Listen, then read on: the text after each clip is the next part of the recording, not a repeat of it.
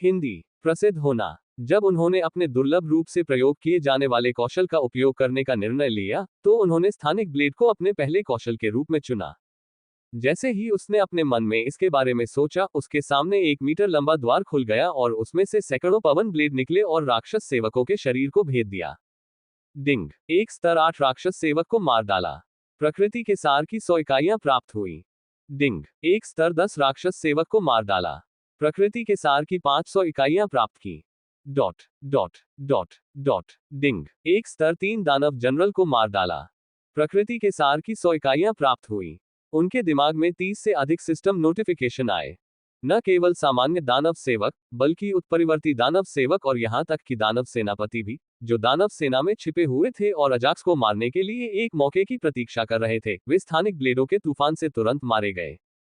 उन्हें यह भी पता नहीं था कि उनकी मृत्यु कैसे हुई, क्योंकि स्थानिक ब्लेड बहुत तेज थे और उन्हें उम्मीद नहीं थी कि अजाक्स अचानक से लंबी दूरी का कौशल इस्तेमाल करेगा। हाँ, बुरा नहीं, स्थानिक ब्लेडों द्वारा किए गए विनाश को देखकर अजाक्स अपनी हंसी को नियंत्रित करने में असमर्थ था। हालांकि मुझे स्थानिक ब्लेड में उपयोग किए गए प्रकृति के सार की पूरी 8000 इकाइयां नहीं मिली, लेकिन यह अकेले महसूस करने के लिए इसके लायक है। एक पल के लिए हंसने के बाद उन्होंने एक ही हमले में उत्परिवर्तित राक्षस सेवकों और राक्षस जनरलों सहित 30 से अधिक राक्षसों को मारने की भावना का आनंद लिया। ये सही है। पहले हमले में उसने प्रकृति के सार की 8000 इकाइयों का उपयोग किया, जो उसकी कुल प्रकृति के सार का लगभग 90% था, जिसे उसकी आत्मिक चेतना धारण कर सकती थी अपने स्थानिक ब्लेड को चलाने के लिए, और बदले में उसे प्रकृति के सार की लगभग 7000 इकाइयां मिली। हालांकि 1000 इकाइयों के नुकसान से उन्हें कोई फर्क नहीं पड़ा, क्योंकि उन्हें पता था कि वह प्रकृति का इतना सार 1 मिनट से भी कम समय में प्राप्त कर सकते हैं। अब वह राक्षस सेना में कुछ समय व्यतीत करना चाहता था और न्यूनतम प्रयास से राक्षस सेवकों को मारने की भावना का आनंद लेना चाहता था। मैं अभी भी एबिसल बीस्ट गॉड रक्तरेखा का उपयोग कर सकता हूं, और यदि मैं इसका उपयोग कर भी लूं, तो मुझे इसे आयामी दरार में परीक्षण के लिए बचाकर रखना होगा। अजाक्स ने बिना किसी हिचकिचाहट के अपने रक्तरेखा का उपयोग करने के विचार को अस्वीकार कर दिया। बादल कदम। पूर्ण अंधकार। अब उसने कौशल के साथ साथ एक चाल तकनीक का उपयोग किया और सभी राक्षस सेवकों को बुरे सपने दिखाए। आर्गाहर्ग। हालांकि वे राक्षस जनरलों की तरह मजबूत नहीं थे और बिना किसी प्रतिरोध के वे तुरंत मर गए। डिंग। एक स्तर 5 राक्षस सेवक को मार डाला। प्रकृति के सार की 100 इकाइयां प्राप्त हुई। Dot dot dot dot dot dot. जल्द ही उसे सिस्टम से नोटिफिकेशन की एक और श्रृंखला प्राप्त हुई, जिसमें उसकी हत्या के बारे में जानकारी दी गई। जैसे ही उसने ये कहा, उसकी छाया जमीन से बाहर आ गई और आसपास के राक्षस सेवकों को मारना शुरू कर दिया। कितना अच्छा होगा यदि मैं अपनी सभी तात्विक आत्माओं और अनुबंधित आत्मिक जानवरों को बुला सकूं। अजाक्स को उस भावना की कमी महसूस होती रही, लेकिन वह जानता था कि अपनी वर्तमान ताकत से वह कुछ नहीं कर सकता था। क्या मुझे भी दानव पंजा का उपयोग करना चाहिए? अब तक उसने केवल उन कौशलों का ही उपयोग किया था जिनके बारे में एडमंड और अन्य लोग पहले से ही जानते थे। हालांकि वह अपने सभी कौशलों का उपयोग करने में झिझक महसूस कर रहा था, क्योंकि वह अभी दूसरों के सामने अपने सभी छोटे मोटे तुरुप के पत्ते प्रकट नहीं करना चाहता था। उसने अपनी आत्मिक चेतना को आधा खाली करने के लिए महंगे कौशल और तकनीक का उपयोग जारी रखा, तथा फिर उसे पुनः भरने के लिए अपनी विरासत की तलवार निकाली। पहाड़ चीरने वाला स्लैश। अपनी विरासत की तलवार के साथ उन्होंने अपनी स्तर 2 तलवार तकनीक के साथ साथ एकल चाल तलवार तकनीक का भी उपयोग किया। स्लैश। पुची। अजाक्स एक बार फिर हत्या में डूब गया और उसने अपने सामने आने वाले राक्षसों को मार डाला तथा अपनी आत्मिक चेतना को प्रकृति के सार से भर लिया। डॉट। मैंने पहले ही सोचा था कि मैं उससे अधिक आंक रहा हूं, लेकिन ऐसा लगता है कि मेरा अधिक आंकलन अभी भी कम आंकना है। बुरे गिल्ड मास्टर ने, जो अजाक्स को उसकी लड़ाई की शुरुआत से ही देख रहा था, चुपचाप अपने मन में सोचा। इससे पहले उन्होंने अजाक्स के बारे में सोचा था कि चूंकि वह एक सम्राट था, वह ज़ोरोचेस्टर प्रांत के शीर्ष 20 युवा प्रतिभाओं में से एक हो सकता है, और उन्हें लगा कि यह पहले से ही एक अतिशयोक्ति थी। पब फ्यूचर द्वारा विज्ञापन। हालांकि स्पेशियल ब्लेड्स, शैडो क्लोन और एब्सोल्यूट डार्कनेस जैसे कौशलों को देखने के बाद उन्हें लगा कि उन्होंने अजाक्स को पूरी तरह से कम करके आंका था। इसके अलावा उसने तलवार दाव में लेवल 2 में भी महारत हासिल कर ली है। ऐसा लगता है कि यह एक प्रकार का हमला है जो उसकी हमलावर शक्ति को और भी बढ़ा रहा है। ऐसा लगता है कि जब उसका साधना क्षेत्र बढ़ेगा तो वह एडमंड से कहीं अधिक शक्तिशाली होगा। पुराने गिल्ड मास्टर की अजाक्स से अपेक्षाएं उसके सभी कौशल और तकनीकों को देखने के बाद बढ़ गई थी और उसने उसकी तुलना एडमंड से की थी। गिल्ड मास्टर हमेशा मानव जाति के बारे में सोचता था। इसलिए अगर अजाक्स की खेती बढ़ाई जाती है तो वह मानव जाति को अन्य जातियों के आक्रमणों से बचाने वाले मानव विशेषज्ञों में से एक बन जाएगा। वह बच्चा कौन है? वह इतने सारे राक्षसों को एक साथ कैसे मार सकता है? वे कौशल, वे उच्च स्तरीय लगते हैं। न केवल पुराने गिल्ड मास्टर बल्कि अन्य सभी भाड़े के सैनिक अजाक्स की युद्ध क्षमता, कौशल और तकनीक से हैरान थे। हाँ हाँ, अजाक्स एक बार फिर प्रसिद्ध हो रहा है। एडमंड ने भी समय समय पर अजाक्स पर ध्यान दिया और जब उसने देखा कि कैसे अजाक्स सभी भाड़े के सैनिकों की चर्चा का विषय बन गया है, तो वह जोर से हंस पड़ा। मनुष्यों और राक्षसों के बीच पहला संघर्ष 1 घंटे तक चलता रहा। उसके बाद अजाक्स को सिस्टम नोटिफिकेशन प्राप्त हुआ। डिंग, प्रकृति के सार को अब आत्मिक चेतना में संग्रहित करना बंद करें। अंततः तीसरी बार आत्मिक चेतना से भर गया। अजाक्स को अपनी आत्मिक चेतना को खाली करने और उसे 3 बार भरने में लगभग 1 घंटा लगा। लानत है, राक्षस सेना के इस दूसरे बैच में कितने राक्षस हैं? हम जितना अधिक मारेंगे उतना ही अधिक आएगा। 1 घंटे की लड़ाई के बाद अजाक्स, रुल्फ और भाड़े के सैनिकों ने 1000 से अधिक राक्षसों को मार डाला, लेकिन उन्होंने अभी भी राक्षस सेना में 1500 से अधिक राक्षसों को देखा। अब तक लगभग सभी सैनिक थक चुके थे। हालांकि अजाक्स को इस बात की कोई चिंता नहीं थी कि राक्षस शापित जंगल को पार कर जाएंगे, क्योंकि उनकी पीठ के पीछे महान भाड़े का सैनिक उन पर नजर रख रहा था। इसके अलावा अब तक ज़ेरोचेस्टर प्रांत पर राक्षसों के आक्रमण की बात शीर्ष 3 संप्रदायों और 5 महान परिवारों तक पहुंच चुकी होगी। इसलिए वे अब कभी भी यहां आ सकते हैं। वैसे भी अब मुझे मिशन पूरा करना है। अजाक्स ने एक पल के लिए अपने आसपास की स्थिति को देखा और उससे दूर जाने का एक विचार सोचा। चूंकि राक्षसों से 1 घंटे की लड़ाई में लगभग सभी लोग थके हुए लग रहे थे, इसलिए मैं कह सकता हूं कि मैं थक गया हूं और यहां से चला जाता हूं। हाँ हाँ, अजाक्स ने योजना के बारे में सोचते हुए मुस्कुराते हुए कहा और राक्षस सेना से दूर चला गया। नोव एल बी JNN। उन्होंने बिना समय बर्बाद किए एडमंड को इसकी सूचना दे दी, क्योंकि वह उनके भाड़े के सैनिकों के दस्ते का कप्तान था। ठीक है, सुरक्षित दूरी पर चले जाओ और आराम करो। एडमंड ने अजाक्स से सहमति जताते हुए उसे आराम करने को कहा। हालांकि साथ ही उसने चेहरे पर गंभीर भाव लाते हुए अजाक्स के बारे में कुछ कहा। वैसे तुम्हारा लड़ने का तरीका पूरी तरह बदल गया है और अब जब तुम राक्षसों को मारते हो तो तुम्हारे चेहरे पर उत्साह का भाव रहता है। अजाक्स ने एडमंड को देखा और भ्रमित हो गया। हालांकि मैं पूरी तरह से निश्चित नहीं हूं, लेकिन मुझे लगता है कि आपको राक्षस को मारने का एहसास अच्छा लगा। एडमंड ने अजाक्स के चेहरे पर उलझन भरी नजर देखने के बाद समझाया। हाँ, मुझे इसमें मजा आ रहा है। जब भी मैं उन्हें मारना शुरू करता हूं, तो मैं उन्हें और अधिक मारना चाहता हूं। अब अजाक्स को समझ में आ गया कि एडमंड के पहले के शब्दों का क्या मतलब था और उसने सहमति में अपना सिर हिलाया। ये तब तक अच्छा है जब तक आप राक्षसों को मारते समय उस भावना को बनाए रखते हैं और हत्या के आदी नहीं हो जाते। हत्या में पूरी तरह से डूब जाना आपके लिए अच्छी बात नहीं है। ये भविष्य में आपके भीतर राक्षसों को जन्म दे सकता है। एडमंड ने राक्षसों के साथ अपनी लड़ाई को रोकते हुए अजाक्स को गंभीरता से चेतावनी दी। जरूर कैप्टन एडमंड। अजाक्स को एडमंड की बात समझ में आ गई और उसने एडमंड की बातों से सहमति जताते हुए अपना सिर हिलाया। जब कोई व्यक्ति हत्या में पूरी तरह डूब जाता है तो वह उसे रोक नहीं पाता, क्योंकि यह उसकी आदत बन जाती है। जब उन्हें मारने के लिए कोई दुश्मन नहीं मिलता तो वे अपने ही परिवार या अपने करीबी लोगों को भी मार सकते हैं। इसलिए अजाक्स को कैप्टन एडमंड की चेतावनी में कुछ भी गलत नहीं लगा। अच्छा, ads by pub future. Captain Edmund Ajax के व्यवहार से संतुष्ट हो गया और राक्षसों से लड़ने के लिए वापस चला गया। साथ ही उसने राक्षस सेना के तीसरे बैच के लिए अपनी ऊर्जा बचाई। न केवल एडमंड बल्कि उडो, डाबॉर्डर, ब्लड रोज और रुल्फ ने भी यही किया, क्योंकि उनके लिए यही असली लड़ाई थी और यदि वे तीसरे समूह को यथाशीघ्र नष्ट कर देते तो वे जाकर आराम कर सकते थे और दूसरे समूह को लड़ने के लिए दूसरों के लिए छोड़ सकते थे। आखिरकार अब मैं बिना किसी बुरी टिप्पणी के जा सकता हूँ, अजाक्स ने धीमी आवाज में कहा और फिर धीरे धीरे दानव सेना और मनुष्यों के बीच लड़ाई से दूर चला गया। जब कोई मानव साधक या भाड़े का सैनिक किसी लड़ाई या युद्ध से गायब हो जाता था, तो उसे काय कहकर उसका उपहास किया जाता था और अजाक्स भी नहीं चाहता था कि जब वह किसी मिशन पर जा रहा हो, तो उसे काय कहकर पुकारा जाए। इसलिए अजाक्स ने 1 घंटे तक खुद को साबित किया और अपनी युद्ध क्षमता का प्रदर्शन किया और साथ ही जितने संभव हो सके उतने राक्षसों को मार डाला। अब भले ही वह युद्ध के शेष भाग में न दिखे, कोई भी उसे काय कहकर उसका उपहास करने की हिम्मत नहीं करेगा। वह तुरंत उस स्थान से भाग नहीं गया, बल्कि वह कुछ देर तक धीरे धीरे चलता रहा और जब वह लड़ाई से काफी दूर हो गया तो उसने ट्वाइलाइट को बुलाया। गोधूली दहाड़ मत। जैसे ही उसने विनाशकारी ड्रैगन को बुलाया, उसने उसे दहाड़ने से मना किया, क्योंकि इससे उसका स्थान दूसरों को पता चल जाएगा। अब जाओ। अजाक्स ने आवाज के माध्यम से ट्वाइलाइट को अपने सभी आदेश दे दिए और शापित रसातल की दिशा में अपनी उंगली से इशारा किया। स्वूश। ट्वाइलाइट चुपचाप उस दिशा में उड़ गई जिस ओर अजाक्स ने इशारा किया था। Ads by pub future. जिस तरह से अजाक्स ने पहले राक्षसों के साथ लड़ाई की थी, वह बहुत ही विनाशकारी लग रहा था, जिससे पुराने गिल्ड मास्टर को आश्चर्य हुआ कि उसकी आत्मिक चेतना कितनी विशाल थी। हालांकि जब उसने देखा कि अजाक्स अंततः लड़ाई क्षेत्र से चला गया है, तो उसने महसूस किया कि दूसरों की तुलना में अजाक्स में केवल थोड़ी अधिक आत्मा चेतना क्षमता थी। इसलिए गिल्ड मास्टर ने अंततः राहत की सांस ली और दानव सेना के साथ एडमंड और अन्य लोगों की लड़ाई पर नजर रखना जारी रखा।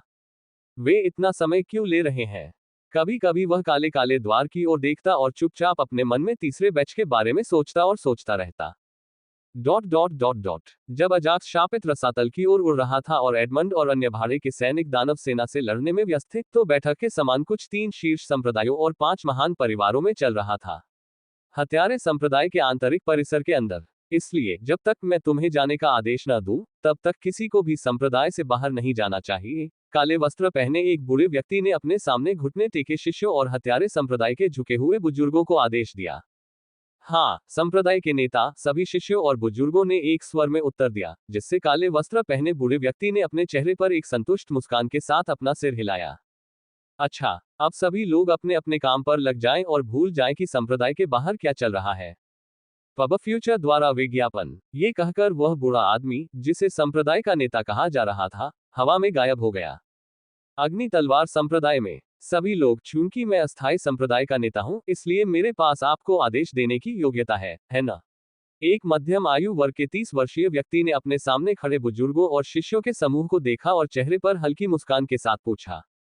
हाँ, प्रथम ज्येष्ठ। सभी ने सिर हिलाकर उस अधेड़ व्यक्ति की बात पर सहमति जताई। मध्यम आयु वाला वह व्यक्ति कोई और नहीं, बल्कि अग्नि तलवार संप्रदाय का प्रथम बुजुर्ग था, और क्योंकि संप्रदाय का नेता अपने साधना कक्ष के अंदर था, प्रथम बुजुर्ग अस्थायी संप्रदाय का गुरु बन गया और उसके पास अग्नि तलवार संप्रदाय में आदेश देने की योग्यता थी। अच्छा, तो मैं सभी को आदेश दे रहा हूं कि वे राक्षस सेना के खिलाफ भाड़े के सैनिकों की मदद न करें। क्या आप समझे? अपने वाक्य के अंत में पहले बुजुर्ग का चेहरा इतना गंभीर था कि किसी भी शिष्य की हिम्मत नहीं हुई कि वह सीधे उनकी आंखों में देखे और सिर हिलाने से पहले नीचे देखे। अब अपने काम पर वापस जाओ। उनके चेहरों पर भयभीत भाव देखकर पहला बुजुर्ग संतुष्ट हो गया और उन्हें चले जाने को कहा। भाई, क्या आप ये सब एडमंड की वजह से कर रहे हैं? सभी के चले जाने के बाद दूसरे बुजुर्ग ने पहले बुजुर्ग से धीमी आवाज में पूछा। हाँ, वो तो बस एक काय है, जो अपने बेटे की अंतिम इच्छा के कारण अभी भी जीवित है, और मुझे उस काय की क्या परवाह है। हालांकि पहले बुजुर्ग ने ऐसा कहा था, लेकिन उसका चेहरा कुछ और ही कह रहा था। मैं समझ गया, भाई। दूसरे बुजुर्ग ओल्डिंस, जो अग्नि तलवार शिष्यों के साथ सुमोना राजा की विरासत की भूमि पर आए थे, ने अपना सिर हिलाया, जैसे कि वह समझ गए हो। ठीक है। हाँ, मैं चाहता हूं कि वह उन राक्षसों के हाथों मर जाए। पहले बुजुर्ग ने आखिरकार अपना असली जवाब दिया जब उसने दूसरे बुजुर्ग के चेहरे पर भाव देखा। और क्या आपको लगता है कि वह एक छोटे पैमाने के राक्षसी आक्रमण के खिलाफ मर जाएगा? दूसरे बुजुर्ग ने पहले बुजुर्ग की सोच पर अपना सिर हिलाया। बिल्कुल नहीं। वह एक छोटे पैमाने के राक्षसी आक्रमण के खिलाफ कैसे मर सकता है? आप सपना देख रहे होंगे। मैं चाहता हूं कि वह राक्षसों के खिलाफ खुद को घायल कर ले और इससे उसकी साधना में प्रगति में देरी होगी। पहले बुजुर्ग ने मुस्कुराते हुए कहा, मुझे बताया गया है कि कोई भी अन्य संप्रदाय उन नीच भाड़े के सैनिकों की सहायता के लिए सुदृढ़ीकरण नहीं भेज रहा था। जब दूसरा बुजुर्ग राजा की विरासत की जमीन से वापस लौटा, तो उसने पहले बुजुर्ग को सारी घटना बताई, जिससे पहला बुजुर्ग बहुत क्रोधित हुआ। वह दिन प्रतिदिन अधिक शक्तिशाली होता जा रहा है और इससे भी अधिक हम उसे मार सकते हैं, क्योंकि वह हमारा संप्रदाय का नेता है। पहले बुजुर्ग को क्रोध आ गया और उसने अपनी मुट्ठियां भींच ली। शाही परिवार। काश मैं ये तुमसे कह पाता। हालांकि मैं नहीं कह सकता, क्योंकि उस शापित संप्रदाय के नेता ने मुझे किसी रहस्यमयी तरीके से मेरी आत्मिक चेतना की शपथ दिलाई है। अगर मैं ये कहूंगा, तो मेरी आत्मिक चेतना तुरंत बिखर जाएगी। अग्नि तलवार संप्रदाय के पहले बुजुर्ग किरण ने कड़वाहट से अपना सिर हिलाया, क्योंकि उन्होंने कारण बताया कि वह ये सच क्यों नहीं कह पाए। ऐसा लगता है कि यह जितना मैंने सोचा था उससे कहीं अधिक जटिल है। ओल्डिंस ने अपना सिर हिलाया और आगे कहा, ठीक है, तो ऐसा मत कहो, भाई। वैसे हमारे शिष्यों का प्रशिक्षण कैसा चल रहा है? क्या वे चैंपियंस प्रतियोगिता के लिए तैयार हैं?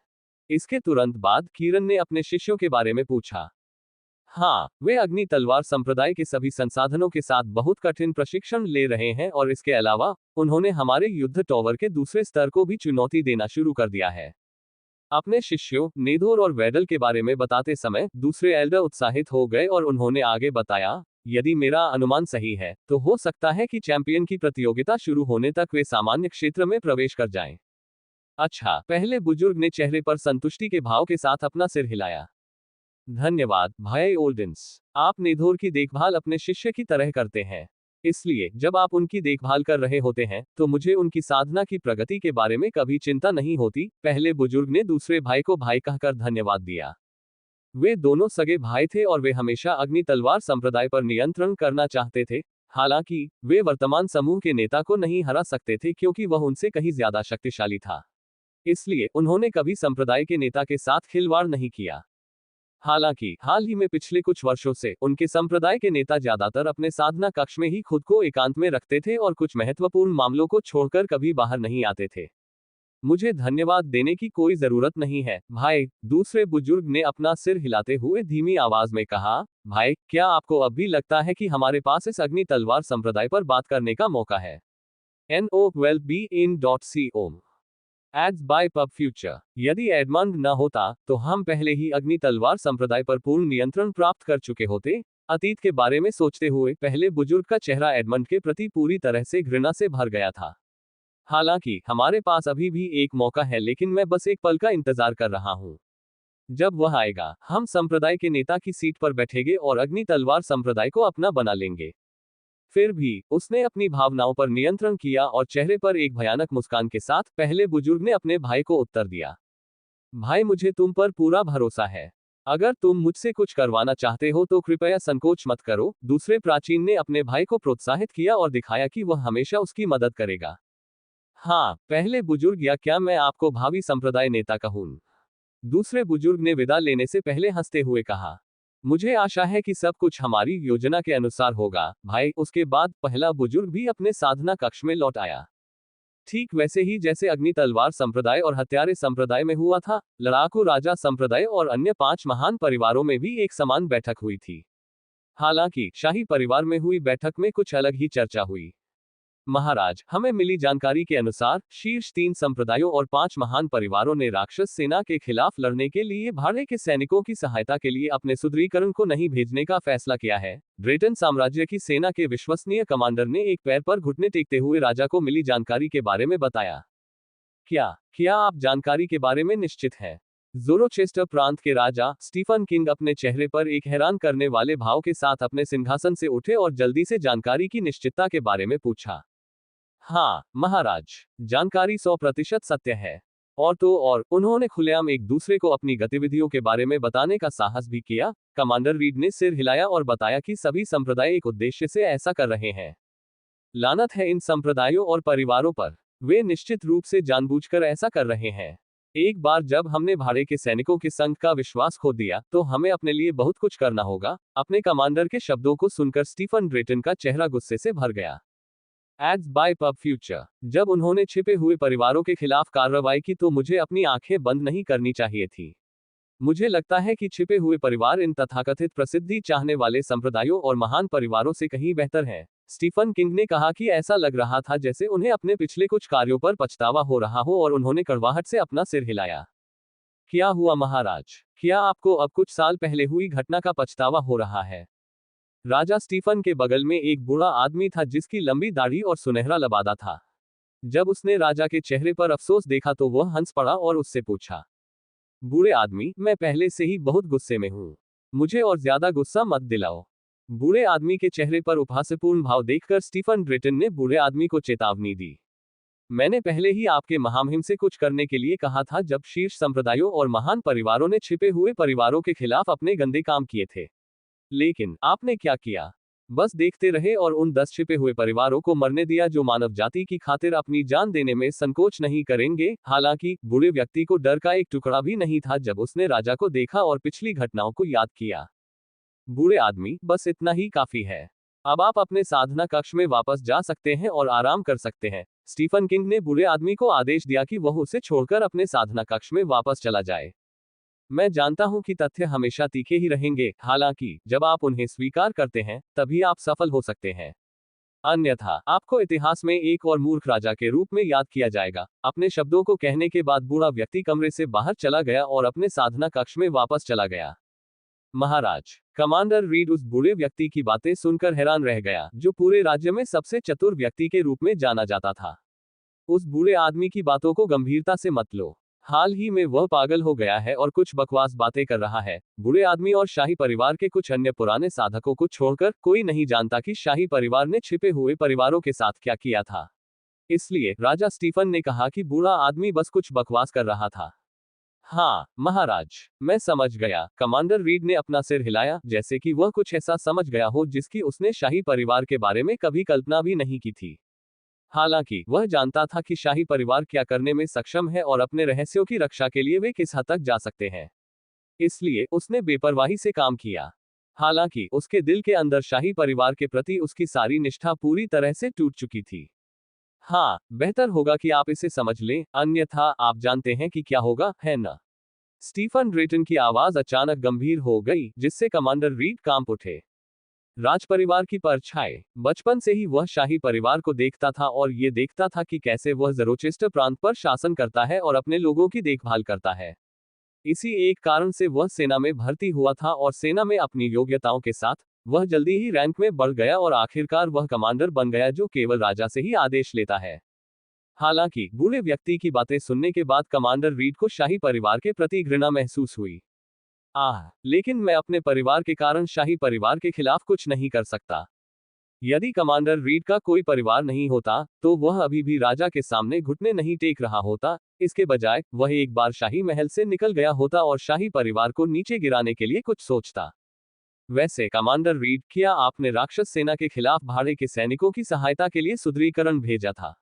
स्टीफन ड्रेटन कमांडर रीड के शब्दों से संतुष्ट थे और उन्होंने उनसे सुदृढ़ीकरण के बारे में पूछा। मैंने यहां आने से पहले ही उन्हें भेज दिया था, महाराज। राजा को उत्तर देते समय कमांडर रीड के शब्दों में अब वह सम्मान नहीं था जो पहले उनकी आवाज में था। अच्छा, आप वापस जा सकते हैं और शीर्ष 3 संप्रदायों और 5 महान परिवारों की गतिविधियों पर नजर रख सकते हैं। स्टीफन ड्रेटन ने कमांडर रीड को जाने के लिए हाथ हिलाया। हाँ महाराज, कमांडर रीड ने अपना सिर हिलाया और कक्ष से बाहर चले गए। 2 वर्ष पहले कमांडर रीड की ड्यूटी हमलावर डिवीजन से बदलकर गुप्त डिवीजन में कर दी गई थी और उन्हें 3 शीर्ष संप्रदायों और 5 महान परिवारों पर नजर रखने का काम सौंपा गया था। Ads by pub future. मैंने हमेशा यही सोचा था कि वे ही एकमात्र विश्वासघाती हैं। हालांकि मुझे उम्मीद नहीं थी कि मैं किसी और भी अधिक विश्वासघाती के लिए काम कर रहा हूं। चैम्बर छोड़ते समय कमांडर रीड ने कड़वाहट से अपना सिर हिलाया। जल्द ही वह कक्ष से बाहर चले गए और अब बैठक कक्ष में केवल राजा स्टीफन ड्रेटन ही बचे थे। ताली ताली। जैसे ही कमांडर रीड बैठक कक्ष से बाहर निकले, राजा स्टीफन ड्रेटन ने 2 बार ताली बजाई और एक नकाबपोश व्यक्ति, जो पूरी तरह से काले परिधान में था, कहीं से प्रकट हुआ। महाराज, अब मुझे क्या करना चाहिए? जैसे ही वह सामने आया, उसने एक पैर पर घुटने टेक दिए और सम्मानपूर्वक राजा से पूछा। उस पर नजर रखो और अपने अधीनस्थों से उसके परिवार पर नजर रखने को कहो। जब तक तुम्हें लगता है कि वह आज यहां सुनी गई कोई बात बता रहा है, तब तक तुम्हें पता है कि क्या करना है ना? स्टीफन ड्रेटन ने नकाबपोश आदमी को शांतिपूर्वक आदेश दिया। अब आप निश्चिंत हो सकते हैं, महाराज। मैं उसका ध्यान रखूंगा। नकाबपोश व्यक्ति ने अपना वचन दिया और छाया में गायब हो गया। शाही परिवार की छाया आप पर नजर रख रही है, देखते हैं अब आप क्या कर सकते हैं। हाँ, स्टीफन ड्रेटन हंसे और अपने सिंहासन से उठकर दूर चले गए। क्योंकि केवल कमांडर रीड के पास ही विभिन्न संप्रदायों और परिवारों के गुप्त जासूसों तक पहुंच थी और यदि वह उसे मार देता तो शाही परिवार को उन संप्रदायों और परिवारों के बारे में कोई जानकारी नहीं मिल पाती। लेकिन अब से उसे पता चल गया है कि मैं उसके और उसके परिवार के सदस्यों की हरकतों पर नजर रखूंगा। इसलिए वह कोई भी मजाकिया हरकत करने की हिम्मत नहीं करेगा। राजा स्टीफन हल्के से हंसते हुए अपने साधना कक्ष में चले गए। राजमहल के बाहर। Ads by pub future. वह निश्चित रूप से मुझे नहीं मारेगा और न ही मेरे परिवार के सदस्यों को अभी नुकसान पहुंचाएगा, क्योंकि इससे शाही परिवार को मेरे द्वारा पहले सुनी गई बातों को फैलाने से ज्यादा नुकसान होगा। हालांकि ये लंबे समय में मेरी मदद नहीं करेगा। मुझे कुछ ऐसा ढूंढना होगा इससे पहले कि शाही परिवार को लगे कि मैं अब उनके लिए उपयोगी नहीं हूं। शाही बैठक कक्षों से बाहर निकलने के बाद कमांडर रीड ने चुपचाप अपने मन में सोचा और फिर अपने चेहरे पर घृणा के भाव के साथ शाही महल की ओर देखा। कमांडर रीड, क्या हुआ? जब कमांडर रीड अपने भविष्य की योजनाओं के बारे में सोच रहे थे, तभी उन्होंने सुना कि सैन्यकर्मियों का एक समूह उनकी ओर आ रहा है। नमस्ते युवाओं, आप सब कैसे हैं? अपने सामने खड़े युवकों को देखकर कमांडर रीड की पिछली घृणा पूरी तरह गायब हो गई थी और उसकी जगह मुस्कुराहट आ गई थी। क्योंकि उनके सामने खड़े युवक कोई और नहीं बल्कि उनके ही आधे छात्र थे, जिन्हें उन्होंने युद्ध तकनीक और सैन्य रणनीति के बारे में सिखाया था। सभी युवक एक जैसी सैन्य पोशाक पहने हुए थे, जिससे ऐसा लग रहा था कि वे सेना के एक ही दस्ते के सदस्य हैं। हम ठीक हैं, कमांडर रीड। लेकिन आप उस समय की तुलना में कुछ अलग दिख रहे हैं जब आपने हमें पढ़ाया था। हाँ हाँ, सैन्य पोशाक में एक युवक ने कमांडर रीड को मजाक में जवाब दिया। कमांडर रीड ने चेहरे पर वही मुस्कान लाते हुए कहा, ऐसा इसलिए है क्योंकि मैं बूढ़ा हो गया हूं और मैं आप युवाओं को पुराने दिनों जैसा डर भी नहीं दिखा सकता। नहीं कमांडर रीड, हम अब भी आपसे डरते हैं, उसी सैन्य पोशाक में एक अन्य युवक ने कमांडर रीड को विनम्र मुस्कान के साथ उत्तर दिया। हाँ हाँ, आप मजाक कर रहे होंगे।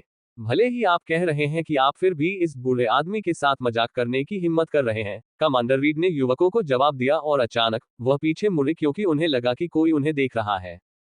Ads by pub future. हालांकि उसने उस दिशा में किसी को नहीं देखा और अपनी भौहें उठाई। कमांडर रीड, क्या हुआ? कुछ गड़बड़ है क्या? यद्यपि हम आपके स्तर के बराबर नहीं हैं, फिर भी हम आपकी मदद करने का प्रयास कर सकते हैं। कमांडर रीड के चेहरे पर अभिव्यक्ति को देखते हुए सभी सैन्य जवानों ने जल्दी से उनसे पूछा। नहीं, कुछ नहीं, बस मैं बूढ़ा हो रहा हूँ। हाँ हाँ। यद्यपि कमांडर रीड को पता था कि क्या हो रहा है, फिर भी उन्होंने सैन्य युवकों से कुछ नहीं कहा, क्योंकि वह नहीं चाहते थे कि ये युवक उनके मामले में फंसे। क्या आप निश्चित हैं कमांडर रीड? सैन्य युवकों के नेता ने रीड से पूछा क्योंकि उसे लगा कि उसके शिक्षक के साथ निश्चित रूप से कुछ चल रहा है। कुछ नहीं, वैसे भी मुझे एक महत्वपूर्ण काम निपटाना है। ठीक है नौजवानों, अपना काम जारी रखो, कमांडर रीड ने जल्द ही अलविदा कहा और वहां से चले गए। भाई, क्या तुम्हें नहीं लगता कि वह झूठ बोल रहा है? एक युवक ने समूह के नेता से पूछा था। बेशक वह झूठ बोल रहा है, जब हमने उसे इस तरह से व्यवहार करते देखा है। कमांडर रीड के साथ निश्चित रूप से कुछ गड़बड़ है, समूह के नेता ने जवाब दिया जब उसने उस दिशा में देखा जिसे कमांडर रीड ने पहले देखा था। तो क्या हमें उसकी मदद नहीं करनी चाहिए? तुम्हें पता है उसने उस समय हमारी कितनी मदद की थी, है ना? अगर वह नहीं होते तो हम यहाँ नहीं होते और सेना में शामिल नहीं होते। नोवेल बी जेएनएन। हाँ भाई, हमें मेरी मदद के लिए कुछ करना होगा। एक के बाद एक चारों युवकों ने समूह के नेता से पूछा क्योंकि वह सभी 5 सदस्यों में सबसे मजबूत और बुद्धिमान था। चलो मदद करते हैं, लेकिन पहले हमें ये पता लगाना होगा कि समस्या क्या है। समूह के नेता को भी पता था कि वे कमांडर रीड के बहुत बड़े ऋणी हैं और उन्होंने कमांडर रीड को समस्या से बाहर निकालने में मदद करने का फैसला किया, जिसे उन्हें अभी भी खोजना था। चुना हुआ। कमांडर रीड को नेथना के बारे में पता था और वह क्या करने वाला था, हालांकि उसे उम्मीद थी कि नेथना उसकी मदद करने के प्रयास में कोई लापरवाही नहीं करेगा। लानत है इस पर, कोई मुझे परछाई से देख रहा है। ऐसा सिर्फ एक ही शक्ति कर सकती है। मुझे जल्दी करना होगा। कमांडर रीड उस व्यक्ति को सचेत नहीं करना चाहता था जो उसे देख रहा था। इसलिए वह किसी भी तरह का संदेह न पैदा करने के लिए आराम से अपना नियमित काम करने चला गया। हालांकि उसके दिमाग में शाही परिवार के कदम उठाने से पहले अपने और अपने परिवार के सदस्यों की जान बचाने के लिए लगातार कई तरह के विचार और योजनाएं बन रही थी। गिल्ड मास्टर रूल्फ और अन्य भाड़े के सैनिक जो शीर्ष 3 संप्रदायों और 5 महान परिवारों से सहायता की उम्मीद कर रहे थे, उन्हें यह नहीं पता था कि कमांडर रीड के अधीन एक वफादार टीम को छोड़कर उन्हें उनसे कोई सहायता नहीं मिल रही थी। मेरी प्रकृति का सार पूरी तरह से खत्म हो चुका है। मुझे एक छोटे से ब्रेक की जरूरत है। मैं अभी भी 10 मिनट और रुक सकता हूं, तब तक आप ठीक हो सकते हैं। मेरी आत्मिक चेतना में प्रकृति का लगभग 30% सार है। इसलिए जो लोग आराम करना चाहते हैं वे अब आराम कर सकते हैं। सभी भाड़े के सैनिकों ने अपने साथी दस्ते के सदस्यों के साथ राक्षसों को मार डाला। इसलिए उनका एक दूसरे के साथ बेहतर समन्वय है। इसके अलावा उन्होंने एक दूसरे का साथ दिया और अपने कमजोर दल के सदस्यों को कुछ समय आराम करने का मौका दिया ताकि वे अपनी प्रकृति को पुनः प्राप्त कर सकें। प्रत्येक टीम में ऐसी ही बातें हुई जिसमें उनके सबसे मजबूत सदस्यों ने अपने सबसे कमजोर सदस्यों की मदद की। वे इतना समय क्यों ले रहे हैं? Ads by pub future. पुराने गिल्ड मास्टर जो भाड़े के सैनिकों और राक्षसों के बीच लड़ाई देख रहे थे, को लगा कि कुछ ठीक नहीं है, जब उन्हें अभी भी ज़ोरोचेस्टर प्रांत की अन्य शक्तियों से सुदृढ़ीकरण नहीं मिला था। गिल्ड मास्टर, यदि ऐसा ही चलता रहा तो दानव सेना के तीसरे बैच के आने तक मेरी आत्मिक चेतना पूरी तरह से समाप्त हो जाएगी। रुल्फ दानव सेना से बाहर आया और कुछ सांस लेते हुए गिल्ड मास्टर से कहा, मुझे पता है, बस अपनी प्रकृति के सार का कम से कम 40% बचाकर रखो, अन्यथा मुझे लड़ाई में उतरना होगा। और तुम जानना चाहते हो कि अगर मैं लड़ाई में उतरा तो क्या होगा, है ना? गिल्ड मास्टर ने राक्षस सेना में लगभग 1000 राक्षसों को देखा और रुल्फ से पूछा। हाँ, गिल्ड मास्टर, मुझे पता है। अचानक रुल्फ गंभीर हो गया और उसने अपना सिर हिलाया क्योंकि वह जानता था कि गिल्ड मास्टर के लड़ाई में शामिल होने के क्या परिणाम होंगे। NO12BIN.com।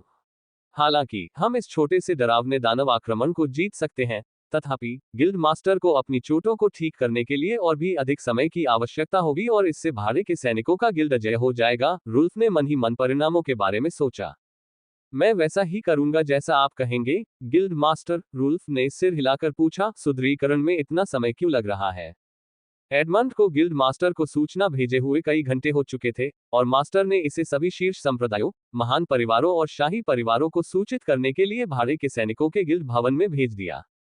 अतः गिल्ड मास्टर की तरह रुल्फ को भी महसूस हुआ कि सुदृढ़ीकरण के साथ कुछ गड़बड़ है, जो पहले से ही उनके साथ जुड़ने वाले थे।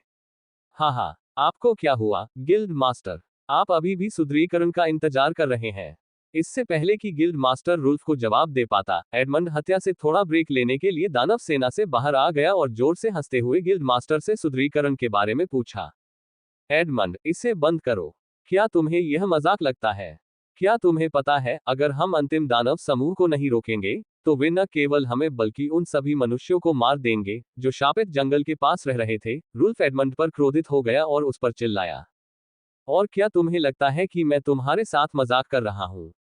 एडमंड ने हंसना बंद कर दिया और अचानक गंभीर हो गया और बोला, यह उन तथाकथित संप्रदायों और महान परिवारों पर अपना भरोसा रखने का परिणाम होना चाहिए, जो पूरे ज़ेरोचेस्टर प्रांत पर शासन करने के अलावा कुछ नहीं चाहते हैं। उद्धरण एड्स बाय पब फ्यूचर। बूढ़ा गिल्ड मास्टर उसके शब्दों का जवाब देने में असमर्थ था, क्योंकि वह जानता था कि वह जो कह रहा था वह तथ्य थे। आप रुल्फ ने अपने जीवन में पहली बार गिल्ड मास्टर को चुप रहते देखा, जब कोई उससे बहस कर रहा था और उसने अपनी मुट्ठी भींच ली थी। रुल्फ, उन्होंने जो कहा वह तथ्य है जिसका मैं जवाब नहीं दे सकता, लेकिन मैंने फिर भी उन पर विश्वास किया क्योंकि उनके पास ज़ोरोचेस्टर प्रांत का भाग्य बदलने की शक्ति है। गिल्ड मास्टर ने रुल्फ के कंधे को थपथपाया और एडमंड के शब्दों से सहमति जताते हुए ज़ोरोचेस्टर प्रांत की उन शीर्ष शक्तियों पर विश्वास करने का अपना कारण बताया। यदि कोई उच्च स्तरीय मानव साधक होता जो वास्तव में मानवता की परवाह करता और उन सभी शक्तियों को एक में समाहित कर देता, तो इससे हमें येलिसिस्टर प्रांत जितना शक्तिशाली बनने में मदद मिलती। ये कहते हुए गिल्ड मास्टर ने अपना सिर हिलाया। उन्हें एक साथ लाना, वे मूल रूप से बुरे हैं और उनका एकजुट होकर एक शक्ति बन पाना असंभव है। एडमंड ने अपना सिर हिलाया और गिल्ड मास्टर से असहमत हुआ। तुम्हें लगता है कि तुम बहुत सी बातें जानते हो, लेकिन फिर भी तुम उन सभी को नहीं समझते। एडमंड, गिल्ड मास्टर ने एडमंड की ओर देखते हुए कहा, क्या होगा यदि एक राजा स्तर का साधक उभरे और सभी शीर्ष शक्तियों को एक में मिला दे? ऐसा होने की अभी भी संभावना है और यह मत भूलो कि ऐसा पहले भी हुआ है और यह एक बार फिर होगा। जो भी हो, जब तक सब कुछ मेरी उम्मीद के अनुसार हो रहा है, तब तक मुझे चिंता करने की कोई बात नहीं है। एडमंड ये शब्द कहकर चला गया और दानव सेना पर हमला करना शुरू कर दिया। गिल्ड मास्टर, यह एडमंड दिन प्रतिदिन बेशर्म होता जा रहा है। रुल्फ ने एडमंड के रवैये को देखा और गिल्ड मास्टर से शिकायत की। उसे रहने दो। एडमंड उन लोगों में से एक है जो ज़ोरोचेस्टर प्रांत का भाग्य बदलने की शक्ति रखते हैं, इसलिए उसके इस तरह से व्यवहार करने में कुछ भी गलत नहीं है। बूढ़े गिल्ड मास्टर ने हंसते हुए समझाया, छिपे हुए परिवारों में से चुने हुए व्यक्ति की भूमिका को मत भूलना। जितना अधिक वह ज़ोरोचेस्टर प्रांत की मदद करने से इनकार करेगा, उतनी ही अधिक मदद वह हमारे ज़ोरोचेस्टर प्रांत के लिए करेगा। उसे ज़ोरोचेस्टर प्रांत की मदद करनी चाहिए, अन्यथा मैं उसे दिखा दूंगा कि मैं क्या कर सकता हूँ। रुल्फ ने एडमंड की ओर देखते हुए उपहास किया, जो अपनी तलवार से एक साधारण वार से राक्षस सेवकों और राक्षस जनरलों को मार रहा था। हाँ, मुझे मत हंसाओ, रुल्फ। गिल्ड मास्टर रुल्फ के शब्द सुनकर अपनी हंसी रोक नहीं सका। अब क्या हुआ? रुल्फ चिढ़ गया और चेहरे पर झुंझलाहट भरी नजर लाते हुए पूछा। जैसा कि मैंने पहले कहा था, आप उसका कुछ नहीं कर सकते। भले ही वह आपसे कम शक्तिशाली दिखता हो, लेकिन वह आपको बिना किसी कठिनाई के मार सकता है। रुल्फ ने अपनी भौहें उठाई और स्पष्टीकरण के लिए गिल्ड मास्टर की ओर देखा। गिल्ड मास्टर की धारणा, इसके अलावा इससे पहले जब दानव सरदार एडमंड को मारने वाला था तो उसने ही एडमंड को बचाया था और दानव सरदार को मार डाला था। इसलिए जब उसने पुराने गिल्ड मास्टर की बातें सुनी तो रुल्फ को लगा कि यह सच नहीं था। ठीक है, तो मैं समझाता हूँ। गिल्ड मास्टर रुल्फ के बारे में पूरी तरह से जानता था और अगर वह अभी स्पष्ट नहीं करता तो यह उसके लिए एक आंतरिक शैतान बन जाएगा। इसलिए उसने उसे एडमंड के गुप्त ट्रम्प कार्ड के बारे में समझाने का फैसला किया। सबसे पहले उसके पास अपने परिवार की विरासत क्रिस्टल तलवार है जो अपने मालिक के साथ साथ अपने ग्रेड को भी बढ़ा सकती है। दूसरा, उसके पास सभी 10 छिपे हुए परिवारों की 10 अलग अलग गुप्त तकनीकें हैं। हालांकि वह अपनी प्रकृति के सार को समाप्त करने से पहले केवल 2-3 तकनीकों का उपयोग कर सकता है, लेकिन इससे पहले वह आपको गंभीर रूप से घायल कर सकता है। क्या रुल्फ को पुराने गिल्ड मास्टर द्वारा दिए गए 2 कारणों से आश्चर्य हुआ। भले ही वह क्रिस्टल तलवार अभी मुझे मारने के लिए पर्याप्त शक्तिशाली नहीं है, फिर भी भविष्य में जब इसका स्तर पौराणिक ग्रेड तक बढ़ जाता है तो मेरे पास उसके खिलाफ कोई मौका नहीं होगा। इसके अलावा अगर वह 2 या 3 गुप्त तकनीकों का उपयोग सिंक्रोनाइजेशन में करता है तो मैं गंभीर रूप से घायल हो जाऊंगा। रुल्फ ने चुपचाप उन 2 कारणों की तुलना की जो पुराने गिल्ड मास्टर ने एडमंड के बारे में बताए थे। मुझे लगता है मुझे अपनी साधना यात्रा में एक अच्छा प्रतिद्वंद्वी मिल गया है। फिर भी रुल्फ उत्साहित था क्योंकि अब उसे लड़ने के लिए एक प्रतिद्वंद्वी मिल गया था। थप्पड़, यह अभी खत्म नहीं हुआ है। बुरे गिल्ड मास्टर ने रुल्फ के सिर के पीछे थप्पड़ मारा और उसे वास्तविकता में वापस लाया। हम गिल्ड मास्टर ने अपनी आवाज साफ करते हुए कहा, यह केवल मेरा अनुमान है कि एडमंड के समनकर्ता होने की उच्च संभावना है। उसने ये शब्द बहुत धीमी आवाज में कहे जिससे रुल्फ हैरान रह गया। Ads by pub future. क्यों? क्या आपके पास इस धारणा के लिए कोई कारण है? रुल्फ ने जब ये शब्द सुने तो वह नहीं हंसा क्योंकि उसने गिल्ड मास्टर के चेहरे पर गंभीर भाव देखा और वह अनुमान लगा सकता था कि गिल्ड मास्टर उसके विचारों के साथ खिलवाड़ नहीं कर रहा था। मुझे ऐसा लगता है कि एडमंड के पास 1 या 2 शक्तिशाली तात्विक आत्माएं हैं, लेकिन वह उन्हें किसी के सामने बुलाने से मना कर देता है, जैसे कि वह निकट भविष्य में कुछ बड़ा करने की योजना बना रहा हो। बूढ़ा गिल्ड मास्टर यही नहीं रुका, बल्कि आगे बोला, और चूंकि हम पहले से ही जानते थे कि वह छिपे हुए परिवारों में से चुना हुआ व्यक्ति था, इसलिए मुझे लगता है कि जब वह कुछ करेगा तो ज़रोचेस्टर प्रांत का भाग्य बदल जाएगा। NOWELLBJAN.com। गिल्ड मास्टर, यह मत भूलिए कि ये आपकी धारणाएं हैं। रुल्फ ने अपना सिर हिलाया क्योंकि उसे लगा कि गिल्ड मास्टर के पास ये कहने का कोई कारण था कि एडमंड एक समनकर्ता था। हालांकि जब उसने उसके शब्द सुने तो रुल्फ ने उसके शब्दों को गंभीरता से नहीं लिया। जो भी हो, मैं बस इतना कह रहा हूं कि उसके साथ अनावश्यक रूप से लड़ाई मत करो और खुद को चोट मत पहुंचाओ। बूढ़े गिल्ड मास्टर ने रुल्फ को समझाने की जहमत नहीं उठाई क्योंकि वह उसे केवल एक सलाह दे रहा था। मैं ये कहना भूल गया, आप भी उन लोगों में से एक हैं जिनके बारे में मेरा मानना है कि वे ज़ोरोचेस्टर प्रांत का भाग्य बदल सकते हैं।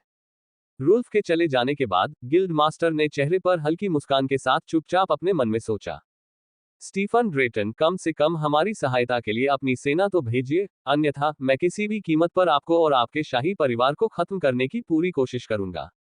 जल्द ही उसके विचार पुनः सेना की ओर लौट आए और उसने मन ही मन अपने दिल में कसम खा ली।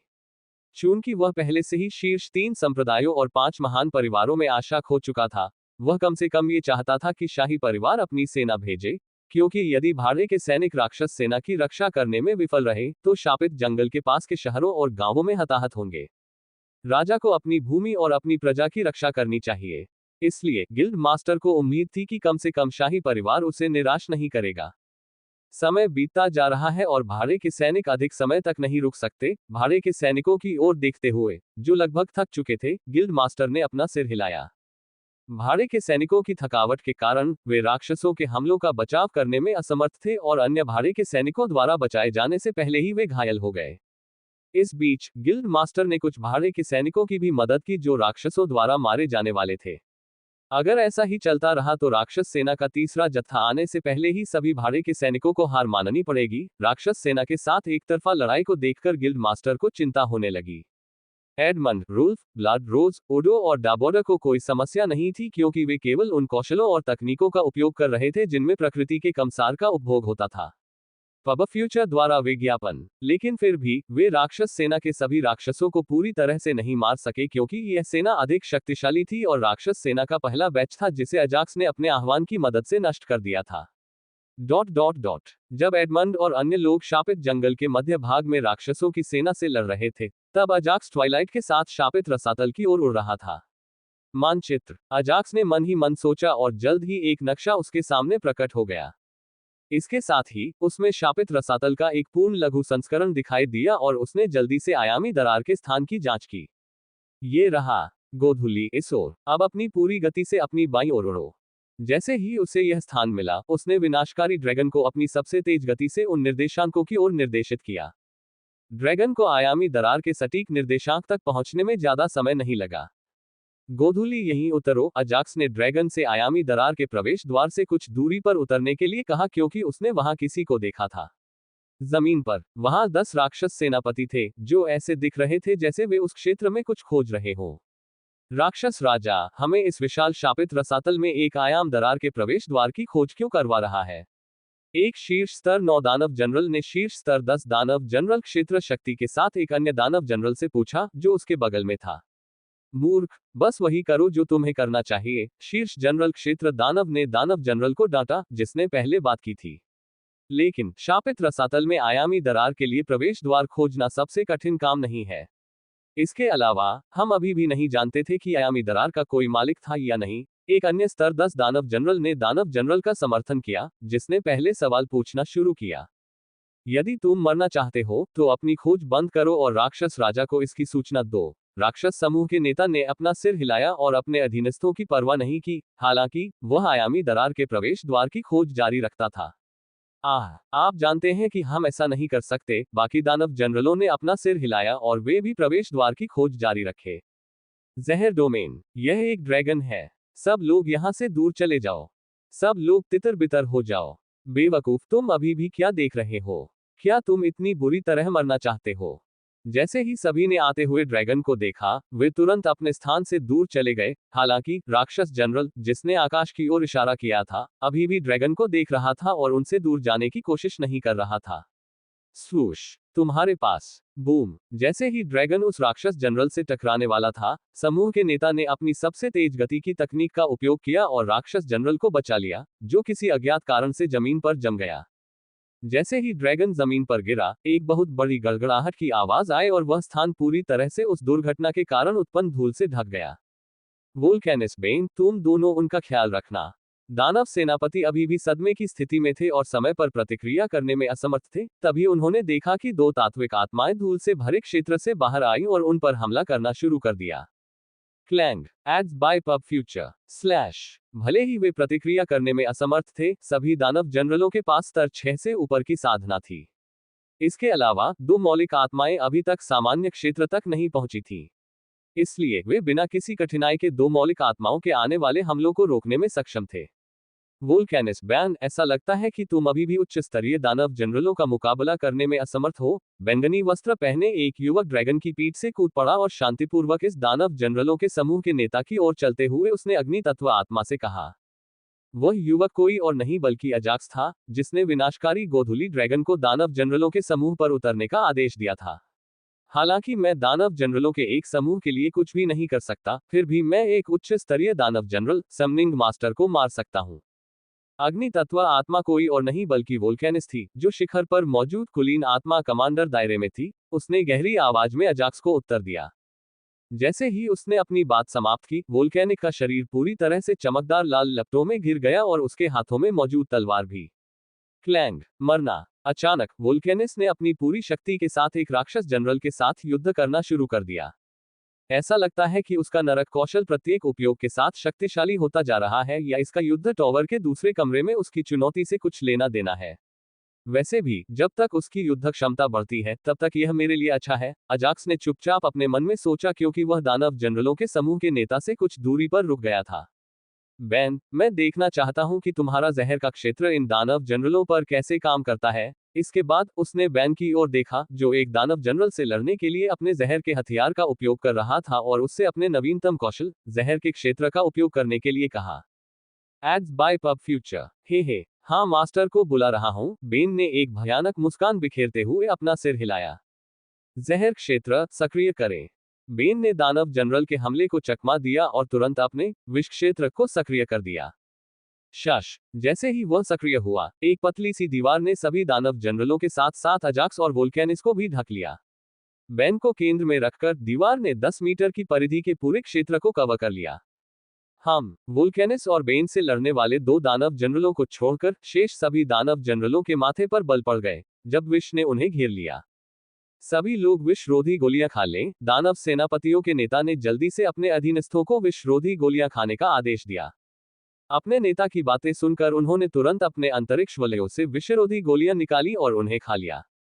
हालांकि दोनों दानव जनरलों का भाग्य खराब था क्योंकि उनके पास विषरोधी गोलियां खाने का समय नहीं था क्योंकि वे वोल्केनिस और बेन के साथ लड़ रहे थे। यद्यपि इससे उन 2 दानव जनरलों को ज्यादा नुकसान नहीं पहुंचा, लेकिन विष के प्रभाव ने उनकी युद्ध क्षमता को कम कर दिया, जिससे वे 2 तात्विक आत्माओं के शक्तिशाली हमलों के सामने शक्तिहीन हो गए।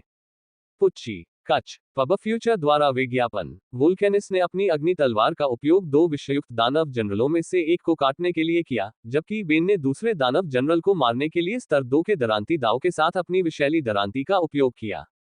यद्यपि दोनों तात्विक आत्मा, वोल्केनिस और बेन तात्विक आत्मा सामान्य क्षेत्र में नहीं थे, फिर भी उनके निष्क्रिय कौशल जैसे अग्नि का राजा, विष का मार्ग के साथ उनके कौशल की आक्रमण शक्ति को एक अन्य स्तर तक बढ़ा दिया गया था जो सामान्य क्षेत्र साधकों को नुकसान पहुंचा सकता था। इसके अलावा उन 2 राक्षस जनरलों पर विष का प्रभाव पड़ा और उनकी गति और युद्ध कौशल कम हो गया। डिंग 2 दानव जनरलों को मेजबान की तात्विक आत्माओं द्वारा मार दिया जाता है। प्रकृति के सार की 1000x2 इकाइयां प्राप्त हुई। डिंग मेजबान की आत्मा चेतना पूरी तरह से भरी हुई है। अब से दुश्मनों को मारते समय कृपया सावधान रहें। जैसे ही उसकी दोनों तात्विक आत्माओं ने दोनों दानव जनरलों को मार डाला, उसे 2 सिस्टम नोटिफिकेशन प्राप्त हुए, जिनमें से एक में उसके द्वारा मारे जाने और प्रकृति का सार प्राप्त करने की सूचना थी, जबकि दूसरी उसकी आत्मा चेतना के पूर्ण होने के बारे में चेतावनी थी। जब जरूरत होती है तो मेरे पास प्रकृति का कोई सार नहीं होता, हालांकि अब ये बिना किसी कठिनाई के भर रहा है। अजाक्स ने 2 मृत दानव जनरलों को देखते हुए आह भरी। तुम क्या देख रहे हो? क्या तुम अपने मारे गए साथियों का बदला नहीं लेना चाहते? अपनी आत्मिक चेतना पर एक क्षण के लिए आहें भरने के बाद उसने अन्य राक्षस जनरलों की ओर देखा और उनका उपहास किया। हमला मत करो। हालांकि उसके पास केवल लेवल 1 एलीट कमांडर क्षेत्र की ताकत है, फिर भी मुझे उसके बारे में एक बुरा पूर्वाभास महसूस हो रहा है।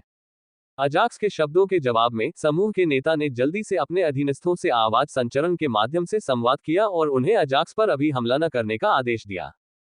लेकिन क्यों? दानव सेनापतियों में से एक ने मुख्य दानव सेनापति से पूछा। यह सिर्फ उसका सवाल नहीं था, बल्कि सभी अन्य दानव सेनापतियों का भी यही सवाल था। इसलिए वे सभी जवाब के लिए अपने नेता की ओर देखने लगे। जरा सोचो, सिर्फ लेवल 1 के कुलीन कमांडर दायरे की ताकत वाला इंसान यहां आकर हमसे क्यों भिड़ेगा? अपनी ताकत से वह हम में से किसी को भी नहीं मार सकता। हालांकि उसने 2 तात्विक आत्माओं को बुलाया जिनकी ताकत हमसे कम है, और फिर भी उसने हम में से 2 को मार डाला। मुख्य दानव जनरल ने धीरे धीरे अपनी धारणाओं के बारे में बताया और आगे कहा, संक्षेप में, उसके पास अन्य शक्तिशाली तात्विक आत्माएं हो सकती हैं या वह किसी तरह की साधना तकनीक से अपनी ताकत छिपा सकता है। इसलिए बेपरवाह मत बनो और मूर्खों की तरह उस पर हमला मत करो जिससे तुम मारे जा सकते हो, इससे पहले कि तुम जान भी जाओ कि क्या हो रहा है। इंस्टाकिल। इसके अलावा वह अपनी 2 तात्विक आत्माओं को इतनी भयानक आक्रमणकारी शक्ति प्रदान करने के लिए कैसे प्रशिक्षित कर सकता है? सभी उच्चस्तरीय दानव सेनापति अपने जीवन को बहुत महत्व देते थे। किसी के साथ लड़ाई में अगर उनके मरने की थोड़ी सी भी संभावना होती तो वे सीधे बच निकलते।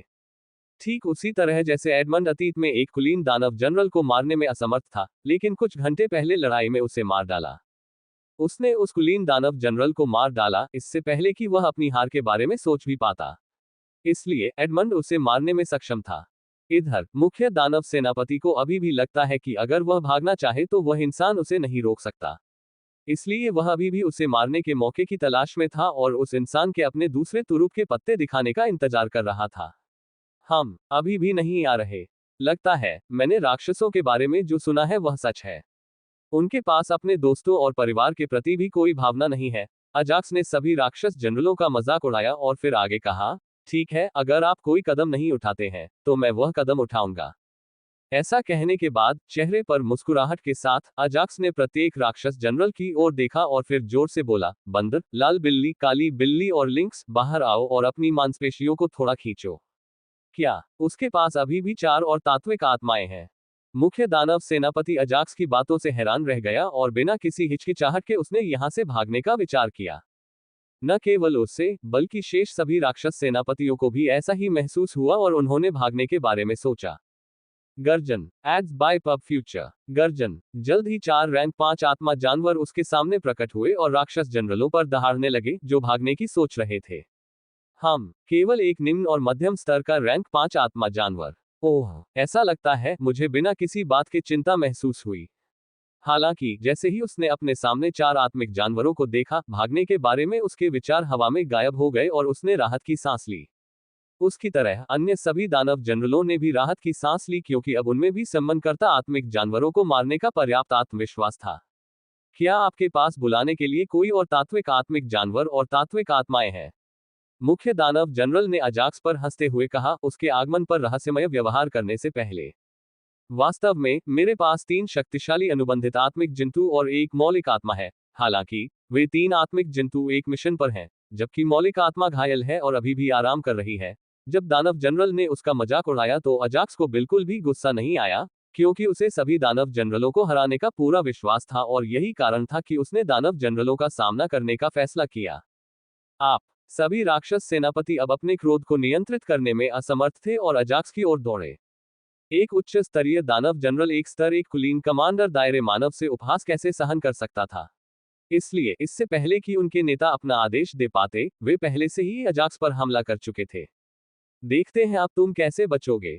हाँ, जब मुख्य दानव जनरल को पता चला कि अजाक्स अब कोई खतरा नहीं है, तो उसने अपने अधीनस्थों को रोकने की जहमत नहीं उठाए और उन्हें अजाक्स को मारने नहीं दिया। Ads by pub future. चूंकि मुझे इस जगह से जाने की जल्दी है, इसलिए मैं तुम लोगों के साथ ज्यादा देर तक नहीं खेलूंगा। तुम सब एक एक राक्षस सेनापति को चुनो और जितनी जल्दी हो सके उन्हें मारने की कोशिश करो। साथ आने वाले राक्षस जनरलों को देखते हुए अजाक्स ने गंभीर स्वर में कहा और तुरंत अपने समन को आने वाले राक्षस जनरलों पर हमला करने का आदेश दिया। जहां तक मुख्य दानव जनरल का प्रश्न है, वह अपने स्थान से नहीं हिला, क्योंकि उसे लगा कि यदि उसने अजाक्स पर भी आक्रमण किया तो यह अतिशयोक्ति होगी। हाँ, गुरु को बुला रहा हूं। गर्जन गर्जना। जब उन्होंने अजाक्स के आदेश सुने तो बुलाए गए सभी प्राणियों ने एक राक्षस जनरल का चयन करने और उनके साथ लड़ाई शुरू करने से पहले अपनी भाषा में उसे जवाब दिया। वुल्केनिस ने आने वाले दानव जनरलों में से सबसे शक्तिशाली को चुना, जिसकी सामान्य क्षेत्र शक्ति स्तर 9 थी, तथा बैन ने स्तर 7 के दानव जनरल को चुना। जहां तक 4 स्तर 5 आत्मिक जानवरों का प्रश्न है, उन्होंने शेष स्तर 6 दानव जनरलों को चुना। चूंकि आपका नेता लड़ाई देखना चाहता है, तो मुझे आपसे लड़कर उसका मनोरंजन करने दीजिए। अजाक्स ने अंतिम आने वाले स्तर 8 दानव जनरल को चुना। तुम्हारे पास मुझसे लड़ने के लिए इतना समय नहीं होगा क्योंकि मैं तुम्हें एक ही वार में मार डालूंगा। उस राक्षस जनरल ने अपनी विशाल तलवार निकाली और अजाक्स पर वार करते हुए उसका उपहास किया। हाँ, अच्छा मजाक है। जब उसने दानव जनरल के शब्द सुने तो अजाक्स अपनी हंसी रोक नहीं सका और उसने मजाक के लिए दानव जनरल की प्रशंसा करते हुए अपना सिर हिलाया। अजाक्स अपनी जगह से हिला तक नहीं और उसने दानव जनरल को अपने ऊपर हमला करने दिया। Ads by pub future. स्थानिक ब्लेड। हालांकि जब विशाल तलवार उस पर गिरने ही वाली थी, तो अजाक्स ने लापरवाही से दानव जनरल की ओर 2 कदम बढ़ाए और दानव जनरल की छाती पर हाथ रखकर अपने स्थानिक ब्लेड कौशल का इस्तेमाल किया। चूंकि दानव जनरल पहले से ही गति में था, इसलिए वह उसके हमले को रोकने में असमर्थ था और साथ ही अजाक्स को अपने ऊपर हाथ रखने से भी नहीं रोक सका। बूम! एक बहुत बड़ा विस्फोट हुआ और दानव जनरल का शरीर टुकड़ों में बिखर गया तथा दानव जनरल के शरीर से निकला काला खून सभी पर फैल गया। उस दानव जनरल को दर्द में रोने का कोई समय नहीं मिला, इससे पहले कि वह अजाक्स के स्थानिक ब्लेड द्वारा नष्ट कर दिया गया। डिंग! स्थानिक ब्लेडों के प्रयोग में प्रकृति के सार की 5000 इकाइयों की खपत होती है। डिंग! एक राक्षस जनरल को मार डाला। प्रकृति के सार की 1000 इकाइयां प्राप्त की। हमेशा की तरह सिस्टम ने उसे जांचने के लिए युद्ध रिपोर्ट भेजी, हालांकि उसने उन्हें जांचने की जहमत नहीं उठाई क्योंकि वह पहले से ही उनके बारे में जानता था। प्रकृति के सार की 5000 इकाइयों के स्थानिक ब्लेड वास्तव में महान है। मुझे आश्चर्य है कि अगर मैं प्रकृति के सार की 10,000 इकाइयों का उपयोग करता हूं तो ये कितना शक्तिशाली होगा। अजाक्स को दानव जनरल के प्रति कोई दया नहीं आई और प्रकृति के सार की एक बड़ी मात्रा के साथ अपने स्थानिक ब्लेड की शक्ति पर आश्चर्यचकित था। ऐसा कैसे हो सकता है? सभी राक्षस सेनापतियों ने अपना युद्ध रोक दिया और एक ही हमले में अपने साथी की मृत्यु से स्तब्ध रह गए। सब लोग सावधान रहें, वह अपनी असली ताकत छुपा रहा है। जितनी जल्दी हो सके उसके बुलावे को मार डालो और हम अपनी सेनाएं मिलाकर उसे मार डालेंगे और उसे खा जाएंगे। मुख्य दानव जनरल ने तुरंत अपने अधीनस्थों को आदेश दिया कि वे जल्द से जल्द अजाक्स का सम्मन पूरा करें और फिर वे उसे मारने के लिए एक साथ आ गए। तब शुभकामनाएं। मैं यहां से नहीं हिलूंगा और तुम्हारे द्वारा मेरे बुलावे को मारने का इंतजार करूंगा। अजाक्स ने मुख्य दानव जनरल की ओर देखा और जमीन पर बैठने से पहले उसे चुनौती दी। साईं बाबा। मुख्य दानव जनरल ने अपनी भौहें उठाईं और अजाक्स के आत्मविश्वास के स्तर को देखा और फिर अपने साथियों की ओर देखा। तुमने उसे सुना। मुझे शर्मिंदा मत करो और उसके उन सम्मनों को मार डालो और बाद में उसे मार डालो। मुख्य दानव जनरल को केवल एक बुरा पूर्वाभास हुआ जब उसने अजाक्स को देखा और उसके आह्वान के लिए मुख्य दानव जनरल को कुछ भी महसूस नहीं हुआ। इसलिए उसने अपने साथियों से उन्हें शीघ्र मार डालने को कहा। हाँ कप्तान। सभी दानव जनरलों ने अपने सामने उपस्थित आत्मिक जानवरों और तात्विक आत्माओं को देखने से पहले अपनी मुट्ठियां भींच ली और एक स्वर में मुख्य दानव जनरल को उत्तर दिया। वैसे मैं तुम्हें अपने उच्च स्तरीय स्वर्ग ग्रेड हथियारों का उपयोग करने की अनुमति देता हूं। इसलिए पीछे मत हटो। इससे पहले कि वे लड़ाई शुरू करते, मुख्य दानव जनरल ने कुछ ऐसा कहा जिससे अन्य दानव जनरल उत्साहित हो गए और उसी समय अजाक्स ने अपनी भौहें उठाईं। राक्षस राजाओं के नेता के अलावा अन्य सभी राक्षस राजाओं की मुख्य टीमें हैं, जैसे कि अब अजाक्स के सामने वाली टीम है। इन टीमों का नेतृत्व एक नेता करता था और उस नेता की ताकत के आधार पर वह अपने 9 अधीनस्थों की भर्ती कर सकता था। इन नेताओं की ताकत शीर्ष सामान्य क्षेत्र से लेकर शीर्ष कुलीन सामान्य क्षेत्र तक होती है और उन्हें अपने राक्षस राजा द्वारा दिए गए मिशनों को पूरा करना होता है। उनका मुख्य कर्तव्य राक्षस राजाओं के नेता के अधीन प्रेरितों के कर्तव्यों के समान था, हालांकि वे उनसे बहुत कमजोर थे। यहां तक कि सबसे कमजोर राक्षस प्रेरित भी दूसरे राक्षस राजाओं के अधीन सबसे मजबूत नेता को मार सकता था। Ads by pub future. सामान्य दानव राजाओं के अधीन नेताओं द्वारा नेतृत्व की जाने वाली टीमों के लिए नियम और कानून का एक सेट था कि उन्हें जब भी वे चाहें अपने हथियारों का उपयोग नहीं करना चाहिए। उन्हें केवल तभी हथियार का उपयोग करना चाहिए जब टीम के नेता ने उन्हें इसका उपयोग करने का आदेश दिया हो। बहुत समय हो गया मैंने अपनी राक्षसी कुल्हाड़ी का इस्तेमाल किया। आखिरकार अब मुझे इसे फिर से इस्तेमाल करने का मौका मिला है। हाँ, मेरी तलवार भी खून की प्यासी है। तुम्हारा हथियार केवल प्यासा है, लेकिन मेरा हथियार उन्हें जिंदा खाना चाहता है। जैसे ही राक्षस सेनापतियों ने अपने सेनापति का आदेश सुना, वे पहले तो चौंक गए, फिर उत्साहित हो गए। बिना किसी देरी के उन्होंने अपने अंतरिक्ष वलयों में रखे हथियार निकाले और उत्साहपूर्वक एक दूसरे से बात करने लगे। जल्द ही अजाक्स ने 6 दानव जनरलों के हाथों में कुछ शक्तिशाली हथियार देखे। ये हथियार बुरे और खतरनाक लग रहे हैं। अजाक्स उन हथियारों का वर्णन करने के लिए केवल दुष्ट शब्द का ही प्रयोग कर सकता था, क्योंकि उन्हें देखकर ही उसे ऐसा महसूस होता था कि उसे उनके साथ सावधान रहना होगा।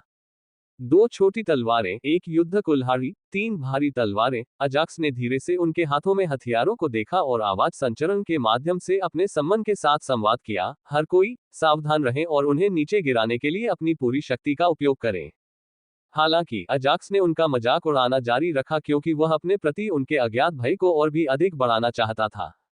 बिल्कुल सही, वह शुरू से ही यही रणनीति अपना रहा था।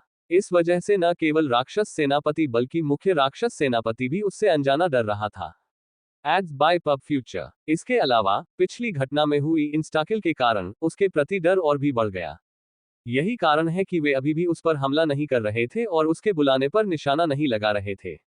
लानत है तुझ पर, बस कुछ मिनट रुक और हम तुझे मार डालेंगे।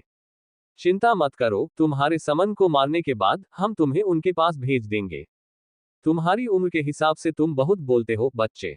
जब उन्होंने अजाक्स के उपहासपूर्ण शब्द सुने तो भारी तलवारों के साथ तीनों राक्षस सेनापतियों ने अपने अपने लक्ष्यों की ओर दौड़ लगाए और उन पर हमला करना शुरू कर दिया।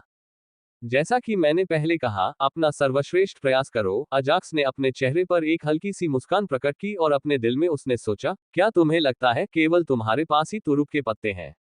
हाँ। उन 3 राक्षस जनरलों के बाद शेष 3 राक्षस जनरल भी अपने उच्च स्तरीय स्वर्ग श्रेणी के हथियारों के साथ अपने चुने हुए लक्ष्यों की ओर दौड़े। जल्द ही दानव जनरलों और अजाक्स के सम्मन के बीच लड़ाई शुरू हो गई थी। जबकि अजाक्स और मुख्य दानव जनरल लड़ाई को देख रहे थे और बीच बीच में वे एक दूसरे को देखते थे, जैसे कि वे एक दूसरे पर नजर रख रहे हों। स्वूश। वुल्केनिस ने अपने नरक रूप में राक्षस जनरल, जिसके पास एक भारी तलवार थी, के हमलों का अपनी अग्नि तलवार से बचाव किया। बीच बीच में उसने दानव सेनापति का ध्यान भटकाने के लिए अग्नि क्षुद्र ग्रहों और अग्निगोला कौशल का भी प्रयोग किया। हालांकि उस दानव सेनापति ने आकाश से गिर रहे अग्निगोले और अग्नि क्षुद्रग्रहों से बचने की भी जहमत नहीं उठाई। इसके बजाय उसने लापरवाही से अपनी भारी तलवार का इस्तेमाल करके उन्हें रोक दिया और वोल्केनिस पर हमला जारी रखा। Ads by pub future. कुल मिलाकर वोल्केनिस अपने अन्य कौशलों का उपयोग करके उस राक्षस जनरल के साथ बमुश्किल ही गतिरोध बनाए रखने में सक्षम था। वाइपर जाओ। दूसरी ओर बेन ने छोटी तलवार वाले दानव जनरल को देखा और अपने रैंक 4 के आत्मिक जानवर वाइपर को बुलाया। यद्यपि वाइपर केवल रैंक 4 का आत्मिक जानवर है, लेकिन इसका जहर और गति रैंक 5 या सामान्य क्षेत्र के साधकों के बराबर थी। वह अविश्वसनीय गति से दानव जनरल पर झपटा और उसके साथ खेला। हालांकि दानव जनरल ने छोटे सांप की परवाह नहीं की और बेन पर हमला कर दिया। विष क्षेत्र और दानव जनरल पर छाए विष धुंध के कारण बेन वोल्केनिस की तुलना में थोड़ी बेहतर स्थिति में था। हालांकि वह अभी भी दानव जनरल के हमलों का बमुश्किल ही बचाव कर पा रहा था। गर्जन। 2 तत्वों के अलावा 4 रैंक 5 आत्मा जानवरों ने दानव जनरलों के साथ वैसे ही लड़ाई की जैसे जानवर लड़ते हैं। यह एक बहुत ही गंदी लड़ाई थी कि अजाक्स को मुश्किल से समझ में आया कि क्या हो रहा था। वह केवल इतना ही कह सका कि उसके आत्मिक जानवर स्वर्ग स्तर के हथियारों से लैस दानव जनरलों के सामने नुकसानदेह स्थिति में थे। काले यति अपने जन्मजात कौशल दानव स्मैश का उपयोग करें। अजाक्स ने तुरंत काले यति से अपने जन्मजात कौशल का उपयोग करने के लिए कहा, जो राक्षसों के लिए एक अभिशाप था। 5 तात्विक दुनियाओं में अजाक्स ने अपने सभी नए अनुबंधित आत्मिक जानवरों के कौशल की जांच की और उनमें से उसे केवल कुछ ही याद थे। दानव स्मैश उनमें से एक था जो राक्षसों के खिलाफ बहुत शक्तिशाली था। अजाक्स को यह नहीं पता था कि यह नव अनुबंधित आत्मिक जानवर किस विशेषता से संबंधित है। हालांकि ब्लैक यति स्टेटस पृष्ठ की जांच करने के बाद वह अनुमान लगा सकता था कि वह राक्षसों का प्राकृतिक शिकारी था, क्योंकि उसके अधिकांश कौशल राक्षसों के खिलाफ शक्तिशाली थे। यही कारण है कि यह अभी भी अपनी निम्न स्तरीय रैंक 6 शक्ति के साथ एक स्तर 6 दानव जनरल के खिलाफ लड़ने में सक्षम है। अजाक्स ने चुपचाप सोचा और उसे काले यति के उस जन्मजात कौशल के प्रति कई उम्मीदें थीं। गर्जन। जैसे ही उसने अजाक्स के शब्द सुने, काले यति ने आकाश की ओर दहाड़ लगाए और क्रोधित किंग कांग की तरह वह भारी तलवार लेकर राक्षस जनरल की ओर दौड़ा। मरो नीच पशु। राक्षस सेनापति भी अपने हथियार के साथ काले यति की ओर दौड़ा और उसे श्राप दिया। तुम ये कर सकते हो, बंदर। अजाक्स ने अपनी मुट्ठी कस ली और काले यति को देखते हुए चुपचाप अपने आप से कहा। महान दानव राक्षस। जब दोनों ने शक्तिशाली प्रहार किए तो बहुत बड़ी धमाकेदार आवाज आई। जोरदार आवाज के साथ ही टक्कर के प्रभाव से दोनों दूर जा गिरे। कितनी शक्तिशाली टक्कर थी। टक्कर के बाद अजाक्स को बहुत धक्का लगा, जिसके कारण अन्य सभी दानव जनरलों और अजाक्स को अपनी लड़ाई रोकने के लिए बुलाना पड़ा। खांसी खांसी। शीघ्र ही राक्षस सेनापति ने अपनी भारी तलवार का सहारा लेकर जमीन से उठ खड़ा हुआ और उसके मुंह से काला खून निकलने लगा। हा, एक नासमझ जानवर मुझसे कच्ची ताकत से लड़ना चाहता है। क्या मजाक है। जमीन से उठकर उसने लापरवाही से काले यति की ओर देखा, जो बिना हिले डुले जमीन पर पड़ा था, और हंसने लगा। बंदर उठो। जब अजाक्स ने देखा कि काला यति बेहोश है तो वह चिंतित हो गया और जल्दी से उसे जगाने की कोशिश की। क्या बात है, अब तुम चिंतित लग रहे हो। दानव जनरल ने अजाक्स के चिंतित चेहरे को देखा और उसका मजाक उड़ाया। ओह ठीक है, ऐसा लग रहा है कि यह मर चुका है। ऐसा कहते हुए राक्षस सेनापति अचेत पड़े काले यति की ओर बढ़ा। खांसी खांसी। जैसे ही राक्षस सेनापति ने 2 कदम आगे बढ़ाए, बेहोश काले यति ने खांसना शुरू कर दिया और अपनी आंखें खोल दी। तुम अभी भी जीवित हो। कोई बात नहीं, मैं तुम्हें अभी मार डालूंगा। हा। दानव जनरल एक पल के लिए आश्चर्यचकित हुआ और फिर से हंसने लगा। Ads by pub future. बस बंदर, तुमने बहुत बढ़िया किया। अब तुम वापस भीतरी दुनिया में जा सकते हो और बाकी सब कुछ ले सकते हो। अजाक्स ने जल्दी से उसे अपनी भीतरी दुनिया में वापस बुलाने की कोशिश की। जब उसने दानव जनरल के शब्द सुने तो अजाक्स का पहला विचार काले यति को आंतरिक दुनिया में वापस भेजने का था। हालांकि किसने सोचा था कि काले यति ने अपना सिर हिलाया जैसे कि वह अभी आंतरिक दुनिया में वापस नहीं जाना चाहता। ये आंखें। इससे पहले कि अजाक्स अपनी बात पूरी कर पाता, उसने काले यति की आंखों को काले रंग में बदलते देखा और वह आश्चर्यचकित हो गया। मास्टर, मुझे अपना जन्मजात कौशल दानव स्मैश पूरा करने दें। इसके साथ ही अजाक्स काले यति के मुंह से धारा प्रवाह मानव भाषण से हैरान था। क्या आपने पहले ही उस कौशल का उपयोग नहीं किया? अजाक्स ने अपने झटके दबाए और काले यति से पूछा। नहीं। हे अजाक्स को जवाब देने के बाद काले यति के चेहरे पर एक भयानक मुस्कान उभरी और उसने दानव जनरल की ओर देखा। जब दानव सेनापति ने काले यति के चेहरे पर भाव देखा तो वह रुक गया और अनजाने में ही कुछ कदम पीछे हट गया, जैसे उसने कुछ भयानक देख लिया हो। तुम कहाँ जा रहे हो? पहले मैं तुम्हें नरक भेज दूं। चिंतित दानव जनरल को देखते हुए काले यति की डरावनी मुस्कान उसके चेहरे पर और भी व्यापक हो गई और उसने लापरवाही से अपनी उंगलियां चटकाई। बूम! जैसे ही काले यति ने अपनी उंगलियां चटकाई, चिंतित दानव जनरल का पूरा शरीर फट गया और काला खून हर जगह फैल गया। क्या वह ऐसा कैसे कर सकता है? Ads by pub future. वह कौशल क्या है? उसने लापरवाही से हमारा एक हथियार छीन लिया और उसे उड़ा दिया। सभी दानव जनरलों ने, जो विशाल विस्फोट की आवाज सुनने के बाद से काले यति और छोटी तलवार वाले दानव जनरल के बीच लड़ाई देख रहे थे, यह उम्मीद नहीं की थी कि उनका साथी इस तरह मर जाएगा। वह एक राक्षस है। राक्षस जनरलों के विपरीत, मुख्य राक्षस जनरल ने कुछ देखा और तुरंत अपनी भौहें ऊपर उठा ली। क्या मुझे यहां से भाग जाना चाहिए? अगर उसने अपने वंश को पूरी तरह से जगा दिया है, तो कोई रास्ता नहीं है, मैं उसे मार सकता हूं। मुख्य दानव जनरल इस दिन को कभी नहीं भूल पाएगा, क्योंकि उसने कुछ ऐसा देखा था जो उनकी जाति के लिए अभिशाप था और उसके दिमाग में एकमात्र विचार यहां से भाग जाने का था, क्योंकि उसे लग रहा था कि वह काले यति को नहीं हरा सकता। इससे पहले कि वह अपने विचार समाप्त कर पाता और भागने ही वाला था, मुख्य दानव जनरल ने देखा कि काले यति धड़क के साथ जमीन पर गिर गए थे। क्या यह मेरा भाग्यशाली दिन है या क्या? उफ! मुख्य दानव जनरल ने एक बार फिर अपनी भागने की योजना रद्द कर दी। उसे लगा कि यह एक छिपे हुए आशीर्वाद की तरह है और वह सोचता रहा, अगर मैं इसके शरीर का उपभोग कर सकता हूं, तो मुझे निश्चित रूप से एक दानव प्रेरित बनने का मौका मिलेगा।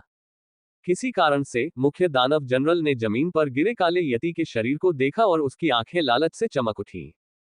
क्या हो रहा है? अजाक्स, जो मुख्य दानव जनरल की योजनाओं को नहीं जानता था, चिंतित भाव के साथ बेहोश काले यति की ओर तेजी से बढ़ा। डिंग! पब फ्यूचर द्वारा विज्ञापन। एक दानव जनरल को मेजबान के अनुबंधित आत्मिक जानवर द्वारा मार दिया जाता है। प्रकृति के सार की 1000 इकाइयां प्राप्त हुई। डिंग! मेजबान के अनुबंधित आत्मा जानवर ने महान दानव राक्षस वंश को जगा दिया है और यह वर्तमान में नव जागृत वंश को अपने में समाहित कर रहा है। इसलिए मेजबान को चिंता करने की जरूरत नहीं है और उसे वापस आंतरिक दुनिया में बुलाना चाहिए। जब अजाक्स काले यति को नींद से जगाने की कोशिश कर रहा था, तो उसे अचानक सिस्टम से एक सूचना प्राप्त हुई, जिससे उसे राहत मिली। आराम करो और अपने नए रक्त वंश से परिचित हो जाओ। NOWELLBEIN.com।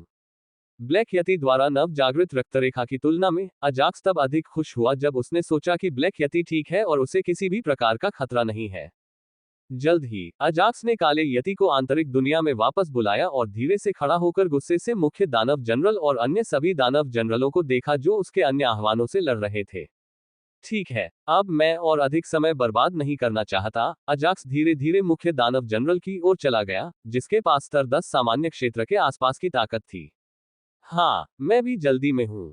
तो चलो उनके साथ लड़ो। जब उसने देखा कि अजाक्स ने काले यति को वापस अपनी आत्मा चेतना में बुलाया, मुख्य दानव जनरल के अनुसार मुख्य दानव जनरल अब और भी उत्सुक था।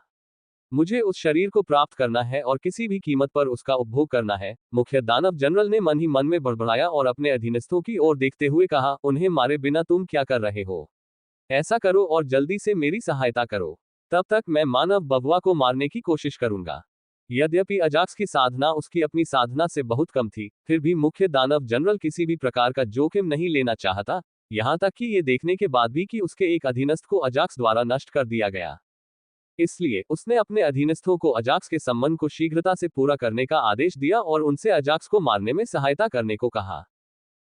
कप्तान। अपने दो साथियों की अचानक मृत्यु से शेष दानव जनरल बहुत गंभीर हो गए और वे अजाक्स और उसके आह्वान को अब और हल्के में नहीं लेना चाहते थे और उन्होंने अपने अंतरिक्ष वलयों से क्रोध औषधि निकाली और बिना किसी हिचकिचाहट के उन्हें पी लिया। जैसे ही उन्होंने क्रोध की औषधि पी ली, उन्होंने अपने विशिष्ट लक्ष्यों की ओर बढ़ने से पहले कुछ भयंकर चीखें निकाली। क्रोध औषधि से अपनी ताकत बढ़ा रहे हो? ठीक है, तो मैं अपने क्रोध औषधि का उपयोग अपने आह्वान की ताकत बढ़ाने के लिए करूंगा। अजाक्स ने मुख्य दानव जनरल पर उपहास किया और चुपचाप कहा, अथाह जानवर भगवान वंश।